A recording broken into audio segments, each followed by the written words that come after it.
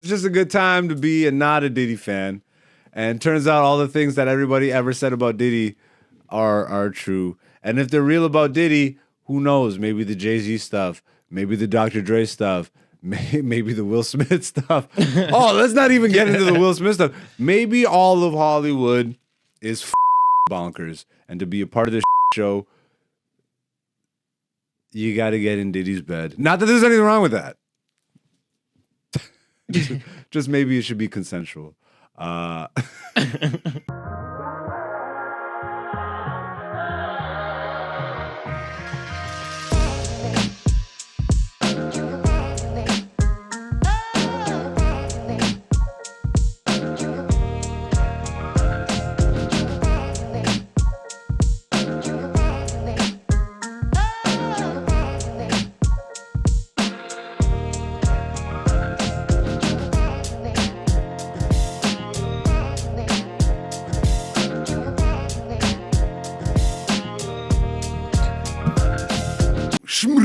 Brat, all that grat. And you know what's going on. What's going on, beautiful people? It's your boy, Black Zeus, here on another episode of Black Zeus the Podcast, Season 4, Episode 41. We are working our way down to the end of the year. We're working our way to the end of the season. We're working our way through these problems in the studio. I keep trying to test my patience and my hunger, my nigga. Wait, I don't think I was supposed to swear in the first 30 seconds of the episode. YouTube doesn't like that. We're learning. You know? We're learning, my nigga. Oh! I guess this episode won't get fucking reach. If I censor those, I'm going to put up two versions of this episode. One with the uncensored and one with the censor. And we'll see which censor or uncensored censor goes all the way to the censor bureau, gets censored. This episode is trash. And it's partly because I am hungry as fuck. And you know what that means. Hangry, you son of a bitch. That's where all this anger is coming from. I'm going to start yelling at the beautiful people. Yeah, you know, how are you? Hopefully you're not hungry right now. Hopefully you're not running through a bunch of technical shit that you had to figure out last second. That's just us right now. What's up? This is going to be a quick episode. Because if you haven't heard, Zeus is hungry and angry. So we'll see how this goes. I'm going to yell at Dante for the next 30 minutes. But in order to do that, we need the nigga in the studio. We need him here. Shambhala. Dante's in the studio. Shamma. Yo, you just pissed off that neighborhood dog. This nigga has all the energy because he's fed. This guy's fed. I did offer you some of my food. Man, I don't want your fucking scrap food. You eat your meal. You bought it. You eat it. Now you deal with Karen Zeus, bro. Now you deal with Black Karen. Probably should have grabbed a burger. But you know, on the good side, good sign. Mm-hmm. I think I'm ready for a burger. You know, since my tooth fiasco, since the through the wire, ever since I fell and lost a tooth. If you've been paying attention on the podcast, I haven't really been able to eat my favorite foods, but I'm slowly working my way back through this shit. I had sushi the other day, which I've had sushi here and there, but like it's feeling normal. My teeth feel like they're in my head. How many weeks has it been? 3, 4? No, 4 to 5. Like just under 5 weeks. Yeah.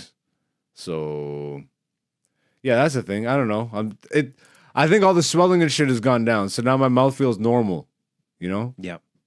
But then I'm also able to, you remember last episode I was like my teeth are clacking and shit? Yeah. Mm-hmm. Like there's less of it. I'm being careful obviously, but like there's less of it. There's a lot of movement happening. Yeah. And at first I was freaking me out because I'm like, yo, your mouth isn't supposed to move day to day.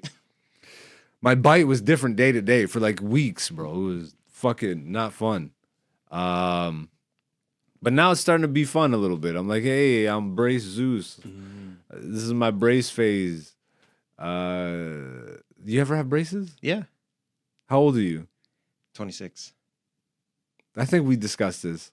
Probably I don't know when if we did. probably when I got the wires. You had braces at 26? No. So you I'm had adult 26 now. braces? No. I had braces when I was younger. I don't have I have a wire. Yeah, okay. No, yeah, you had braces when you were a teenager. Yeah. Yeah, that's when it makes sense to have braces. I don't know if I believe in braces anymore, though. Why not? Did they not fix your teeth? Why would my teeth need fixing in the first place? Well, straightening. I know, but my theory is like this is a whole thing. But if we never introduce sugar, we would never really need braces.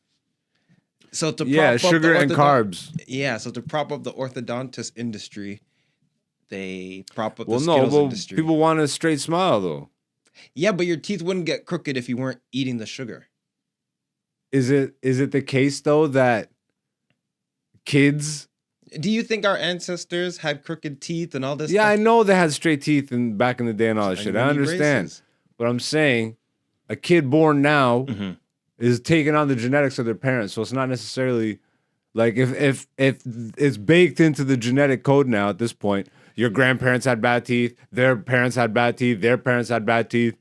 Chances are your teeth are coming out fucking crooked. Like I had all this shit. I'm Ethiopian, so we're not known for like the greatest smiles. We got a lot of beautiful women, and then janky niggas with dreads. That's I'm one of the janky niggas.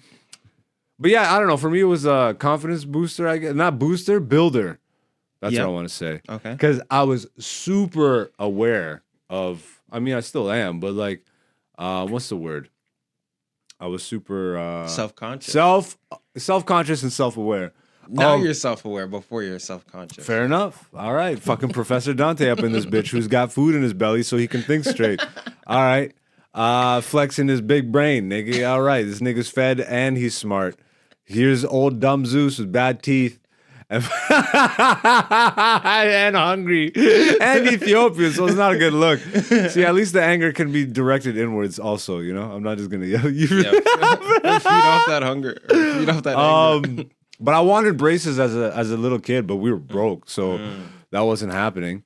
And then eventually I just dealt with it. Mm-hmm. And then eventually it actually became a feature. Yeah. Like it turned all the way around where I'm like, you know what? I have a unique smile. People tell me they love my smile anyways. Yeah. I mean, I feel like, and I'm sure this is also because of society and all that shit tells me, but I'm sure that if my teeth were perfectly straight, maybe I'd book a little more commercial gigs or something. Because then you get classified as goofy guy. If you have straight teeth, you're like handsome guy. But when you have like messed up teeth or whatever, you're goofy guy on the call sheet. It's like, yo, let me be handsome guy, my nigga. They're like, know your place. I mean, I know a lot of England has messed up teeth. You know what I'm saying? That's where you went? How do they book people if everyone has messed up teeth in England? Because they all got messed up teeth out there. So, and the big roles go to American actors. So fair enough. So you tell me what's really going on. You tell me, Wagwan. You tell me. It's the tooth racket up in this bitch. And every time I go to the dentist or whatever, like they sell you based off of like self-image. Like I don't know about your dentist's office, but there's a monitor, like a screen, and there's like constant ads and shit. Like they'll play TV or whatever. Like in the you go to the doctor's office in the waiting room. Okay, yeah, well, no, even in the every dentist office now, modern dentist office, they have the TVs in the. Not mine. Really? Yeah. I got a nice dentist then, I guess. Every room has a fucking little TV, and you can, if you're in there long enough, they give you a remote, and you can just pick what you want. You know what's They got crazy? Netflix and shit in there. Back in the day, Yeah. my dentist's office used to have goggles. This is before VR, but they're like movie goggles. So like, bro, you'd have to like. You like So while you're at the dentist, you put on the VR goggles, and then this guy whips out his dick. No, but like the goggles like plug into like some sort of DVD player. Yeah, but they plug into something. What? I don't know. I don't know. Bro, I'm trying to make this. I'm trying to force it. They're like old school like VR goggles that you could watch. I remember watching like Elf in like VR. It was wild. So it puts like a big screen in front of your eyes, essentially. Yeah, it's like wearing like Oculus. Was Instagram a thing yet? No. Okay. Like it was way So like someone got the direct connect from some Chinese market somewhere. It was probably like 20 grand for those headsets. No. Back then? What year was this? 2000. Chinese bootlegs for sure. Ain't no dentistry spending 20 grand on VR goggles. Like yeah, but they only had like the 2 pairs. So maybe. I eat pears, shit like that. Shout outs to all the pear eaters. Yeah. Fuck. Yeah, okay, let's get into it. Let's do the comedy recap. Well, I guess I should ask you before we do that, how you living, Dante?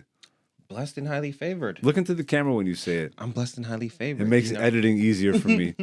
As opposed, I'm doing my thing, staying active, having new experiences. Actually, I did my first real estate shoot, which was pretty dope. That's funny because I caught you looking at the camera, so then I looked at the camera, then you looked at me. That was crazy. We didn't need to put that on the show, but we did. I did. Yeah. I just derailed your whole statement too. That was this is bad. But yeah, trying new things, meeting new people. So how'd that go? It was pretty sick. My back is fucked though. Like I was up on my feet the whole day. You try new things and meet new people. Stop, dude. Yo! Hey, yo! Yo! What's wrong with new experiences, man? It is what it is. They ruined my life, so. That's hilarious. I'm sorry, but you do gotta be careful in the studio now with your phrases. Yeah, you know. Yeah, I was. You're nervous? Yeah, I know because I need to know how to phrase this because you were messaging me earlier. Yeah, and then I was gonna say like I'm gonna be here soon. Yeah, and then I typed it out. I'm like. Hella pause, and I deleted what I was. I'm gonna be here soon. Oh, I'm coming soon. Is what you're gonna type. Got it. Yeah. I'm like hella. Once pause. again, shout out to Cameron and Mace for ruining everybody's goddamn life and bringing us back to high school with the pause shit. Niggas can't eat hot dogs and shit. It's bro. I was listening to this song, and this one guy said, "All my niggas got glizzies," and I was like, and you "Hey, hot yo!" Dogs? And you were thinking hot dogs. I know he's talking about guns, but I know he's talking about guns, but he said glizzies like. That's guns? Yeah, but all his mans have glizzies, though? Yeah, but what if he was actually talking about hot dogs? That's the point. Now, back then, glizzy means Glock. I'm just saying. We'll get into it for a little bit in Dante's Inferno. I got something for Dante's Inferno this week. It's the destruction of Diddy. You've been seeing Diddy just implode. Oh, but this nigga's escape. Anyways, we'll get to that. Yeah, we'll get to that. But we'll start with comedy recap this week. I did a couple shows. Actually, yeah, if you're in the Hamilton area, Hamilton, Ontario, a night with Black Zeus. Comedy Villain, a night with Black Zeus at the Staircase Theater, Friday, December 8th. Doors 7:30, show starts at 8. Tickets are $20. They're on Eventbrite. I'll post a link at the bottom in the description. If you're following me on Instagram, the link is in my bio. I have it open as one of the tabs. You want to pull that tab up, and then we could even promote that directly. If you go to Eventbrite and search Comedy Villain, an evening with Black Zeus, you will see that event, and you can get your tickets right now. Friday, December 8th. We've already moved 20 tickets. There's only 60, so that's the tickets haven't even been up for a week. That's a good sign. Shout out to the people that got their tickets. Love and respect. You are the beautiful people of my live shows. But yeah, so where was I? Last Sunday. Damn, I do this every week, bro. I remember, and then as soon as we start recording, I'm like, where did I perform? Was I at Comedy Bar? Nope. Was I at The Corner? I want to say yes, because I'm always at The Corner.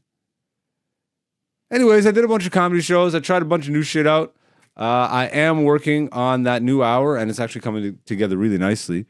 I do want to say where the fuck the shows were. Where was I just yesterday? I'm trying to remember where I was a week ago. I'm like, wait, I did a show yesterday. That was at... Oh!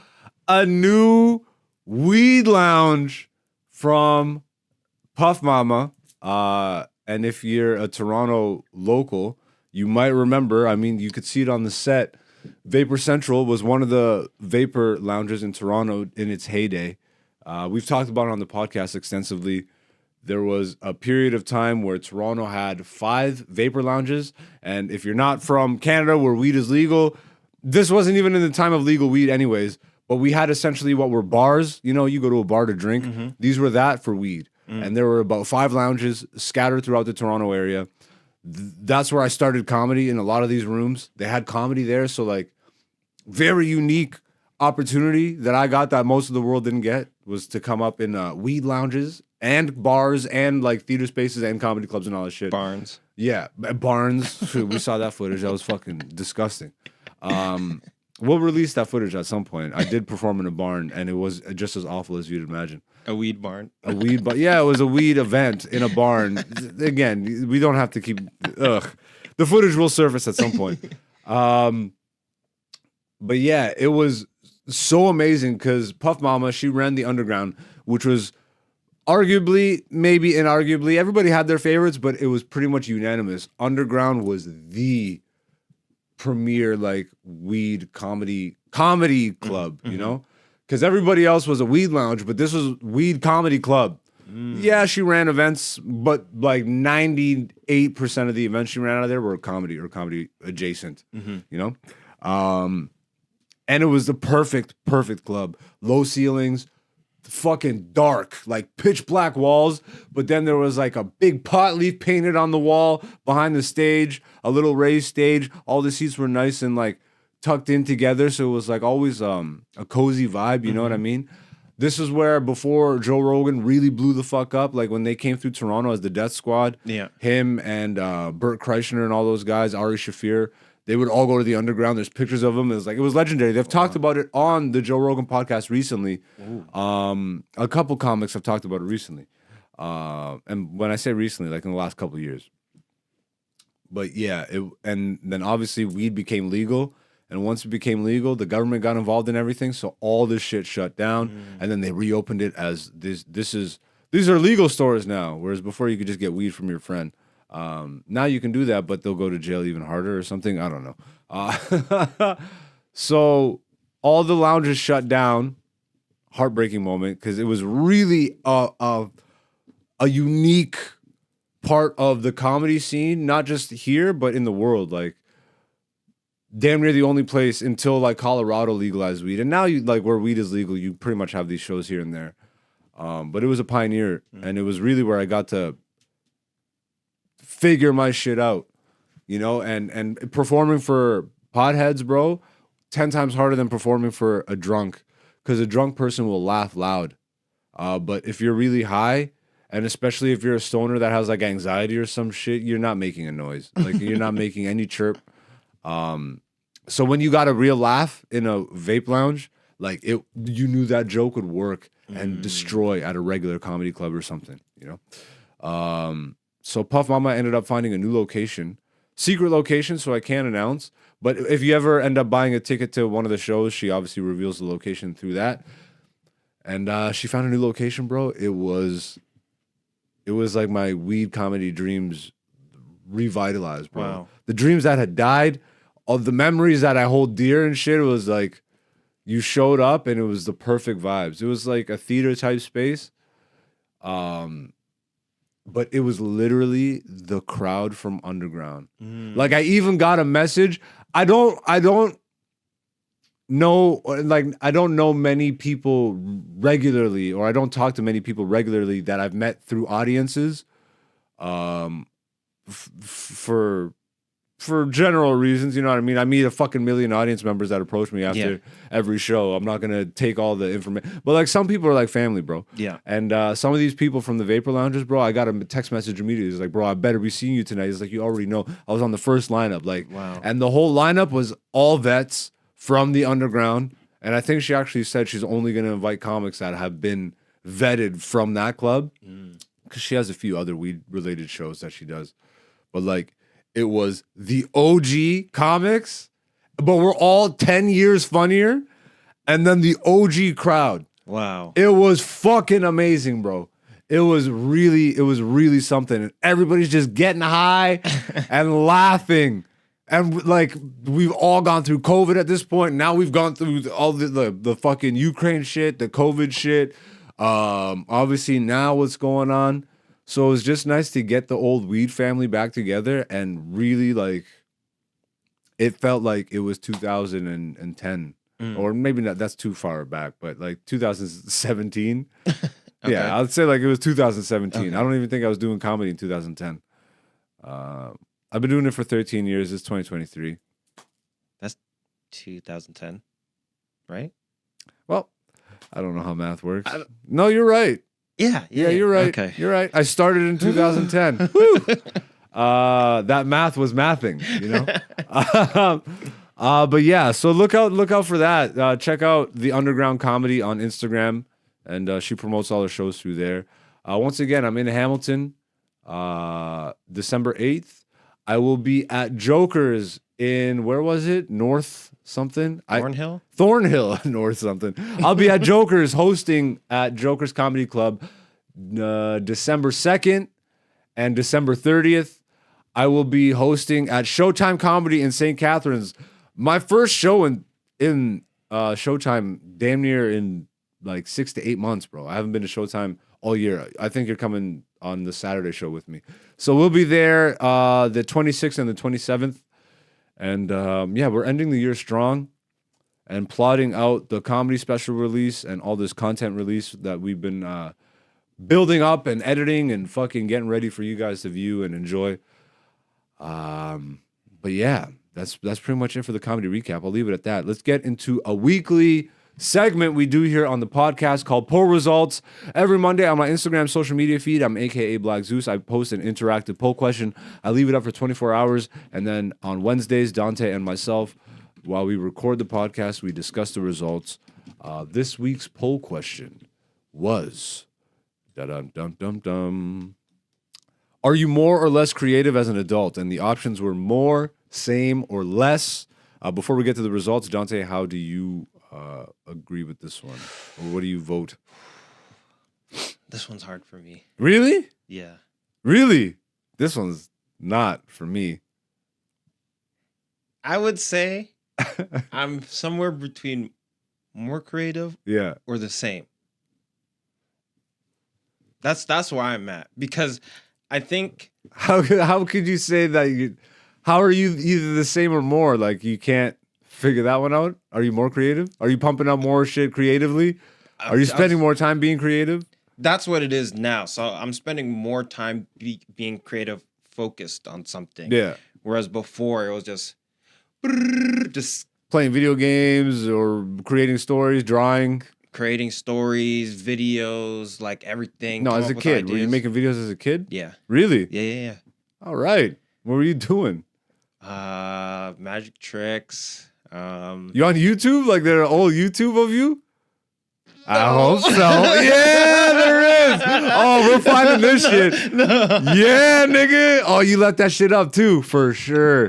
It's up there. Yeah. Oh, we're gonna find this and fucking play some of your magic tricks on the podcast next week.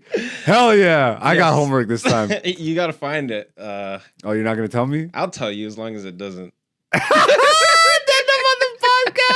You know we're gonna have to play one video. Okay. Yeah. Yo, this nigga said. This nigga said, "Yeah," while breathing out. That's not a good sign. Like, like even before YouTube. Yeah. Like, I was doing videos like just with a camcorder, and it's really easy to do magic trick when you can like. It's that thing where you levitate, but the one foot is on the ground and the other foot's off the ground. But if you're looking at it from the right angle, it looks like both feet are off the ground. Yeah, stuff like that. Like, just for my next trick. What was your name? What was your magician name? I didn't have a magician. It was just like tricks. Hey, it's me, Dante. I don't know why. Hey, y'all, it's me, Dante, hey, y'all. Yeah, howdy, y'all. This is my new trick. Welcome to my YouTube channel. Hi, y'all. Oh my god. All right, so what do you agree with then? More. You agree with more? Just because there was also a time as I got older where, like, when I was working in the corporate world. Right? Okay, now let me ask you this then, because someone DM'd me this response. Okay. Same, but differently. That's where I'm at. Is that where you feel like you're at? Yeah, because it's still the same creativity. That's what I felt like you were just agreeing like tilted in a different direction. I definitely have to say more just because injecting comedy into my life, Like, there's no way I'm the same level of creative. Like, it has like added nitrous to my creativity. Yeah. Because before I would, like, as a kid, they would try and get me on fucking pills, being like, your son is more interested in writing creative stories during grade 3 math class. My nigga, get the fuck out of here. I grew up in the age where ADD was really popping, and they were like, all the doctors were incentivized, but none of the parents knew yet. Yep. So everybody was just getting prescribed. Shout outs to my parents for fighting for me, because sure, I might have ADD. They tried to do that to me and my brother too. Yo, bro, I didn't realize that my best friend at the time, his mom ended up putting him on the pills, and I didn't realize, bro, like, he turned into a zombie, bro. Like, there was like a whole period there where I'm like, my friend is not my friend. Speaking of that, one of the first drawings me and one of my oldest friends, my best friend, that we did was a depiction of that. Zombies?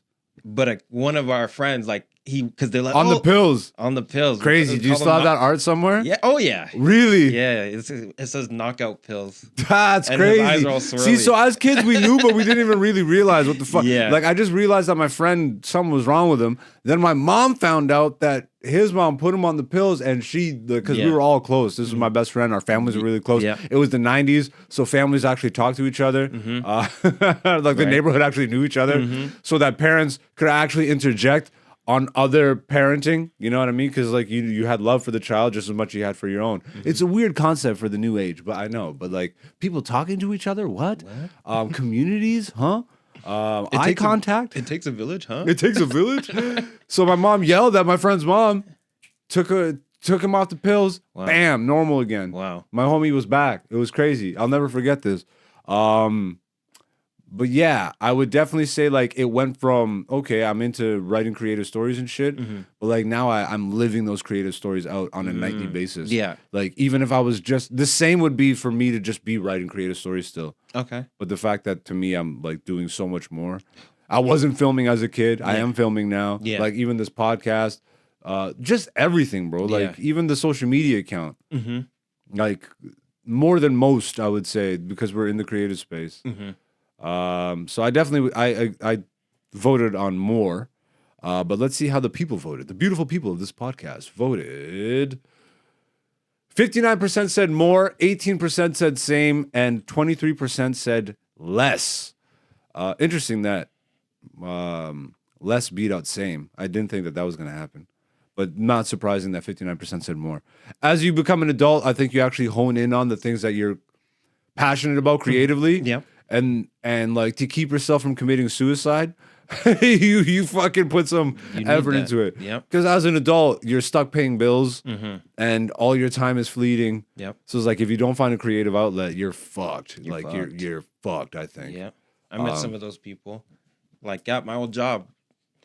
Just computer world. Business, make money, computer, and then they go home and watch sports or some shit.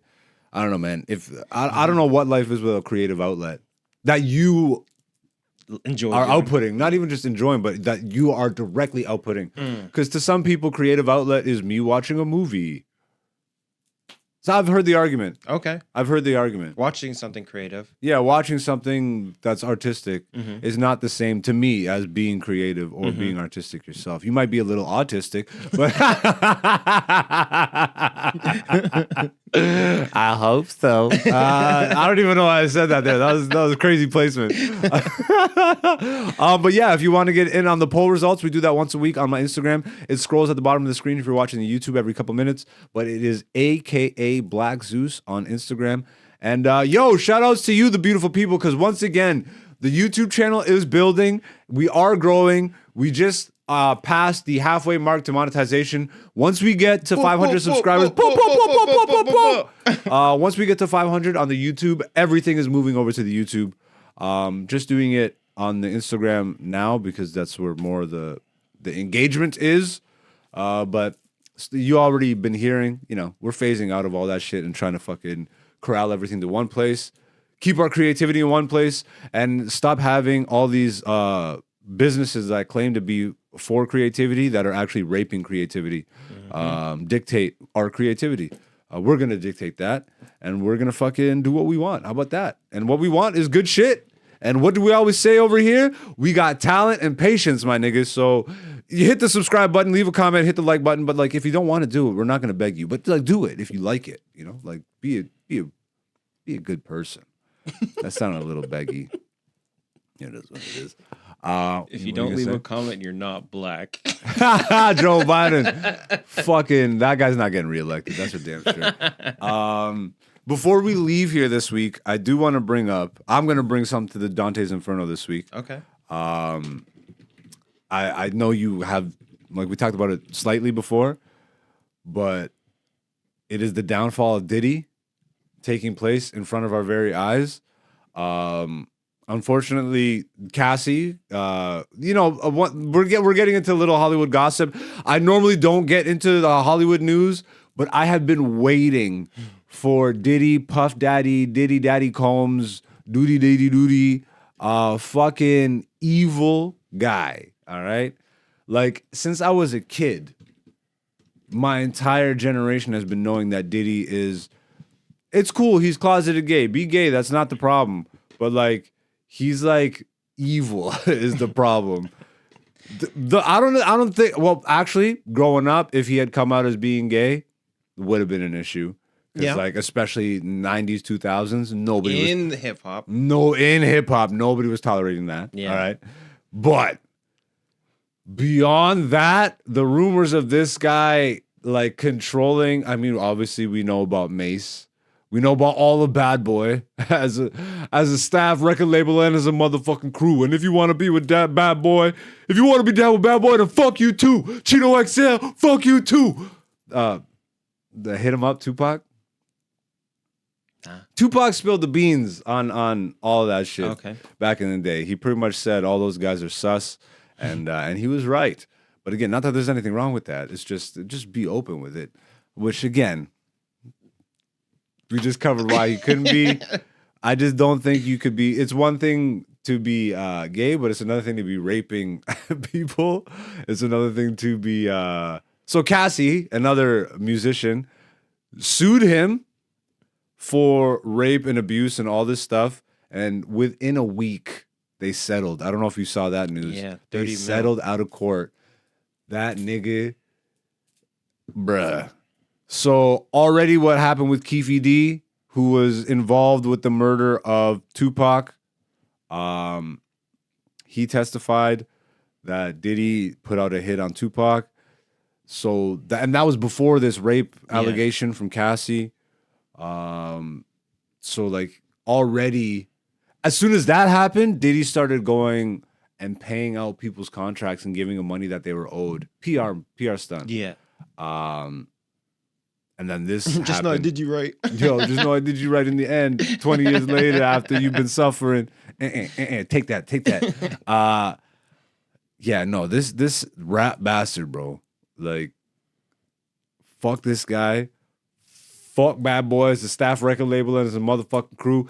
Any motherfucker who asks you to call him Love, Buddy Love. Yeah, my name is Love now. There's a reason why J-Lo left. For sure, and it wasn't the guns. It was probably that she saw him getting his cheeks clapped. But not that there's anything wrong with that.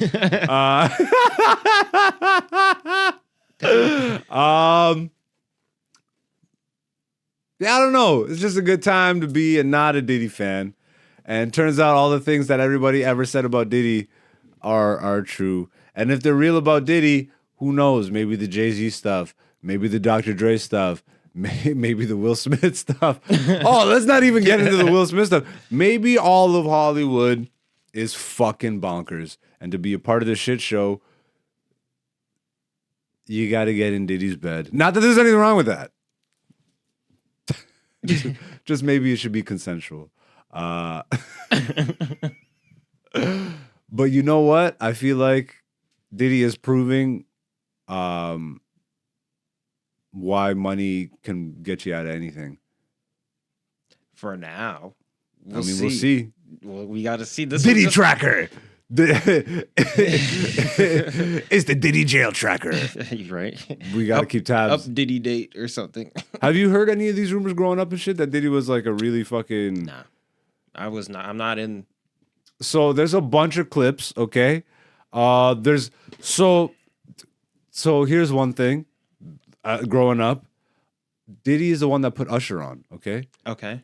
Usher was living with Diddy when he was like 10. I did see this clip surfacing. So you saw this clip, yo, like that clip didn't even get into that history, bro. But like growing up, those rumors were all fucking known. Okay. Usher was doing the fucking "Let It Burn" in Diddy's fucking bedroom, bro. But yeah, Diddy literally said a lot of suspect shit as Kevin Hart was interviewing Diddy with his arm around Usher. Yeah. He was like, "Oh, yo, pause." And then he tried to be like, "Oh, this new generation and the pause stuff. You can't say, oh, that's just my man's and shit. That's just my man." Like, no, you said some really suspect shit. But the other thing, bro, this is damning evidence, bro. Okay? Forget about, there's so many clips where Diddy outs himself, okay? Kim Porter, his ex-wife, who died weeks before her book was to be released. We're going down conspiracy rabbit hole right now. It's rumored that in that book she outed Diddy, and then 2 weeks later she was dead. I'm just saying conspiracy shit. None of this is all allegations, okay? Allegedly. But I saw this. So Kevin Hart, going back to him, I don't know if this was from the same series, like, because it was like for either BET or some shit, but he was doing interviews. Diddy's in a hotel room. Kevin Hart walks into the hotel room. Diddy's sitting on the bed. They pan the camera down, and what looks to be a dildo is sitting on the bed. All right? And then it's looking at him, and then they pan back up when you see it's a black dildo on the bed. Pan back up. Diddy's like trying to get Kevin Hart to come sit on the bed with him. Kevin Hart's like, nah. Okay? And you want corroboration? When Cameron was on Breakfast Club, what was he talking about? He was talking about he was at a party, something. This was when he wasn't beefing with Mace. And that whole thing where Mace was there and there was, like, I forget exactly the story, but it was at a Diddy party and in a bedroom, in a bathroom or something was a dildo. Cameron brought this up and, you know, Mason, Diddy, the allegations. Again, a lot of dildo. But sure, you could use a dildo on a female, right? As a guy, you could use a dildo on a female, right? But I don't know, man. I saw a picture of French Montana and Diddy that is hella suspect. You don't lay up next to a man like that unless you're putting stuff in him. Not that there's anything wrong with that. Coke boys. I mean, just look at MGK, Machine Gun Kelly, who's his modern day artist. That nigga's fucking drinking Megan Fox's blood. Probably getting popped in the butt by Diddy. Again, just conspiracy stuff. Just stuff I've read on the internet. These are not my allegations of this man. But I suspect also possibly that this guy is fucking... He's not a good guy. There's another thing. Bro, Farnsworth Bentley, bro. Do you remember Farnsworth from the 2000s? Remember that nigga with the umbrella and all the fucking Bad Boy videos? No. He dressed like a nerd, like a black nerd, and he had a bow tie, and he was Diddy's assistant in the Chappelle Show sketch where it was making the band, and he played Diddy, and he was on the nigga's shoulders, and he made him like carry him on his shoulders. But Farnsworth Bentley was in there. There was allegations and rumors about them two back in the day.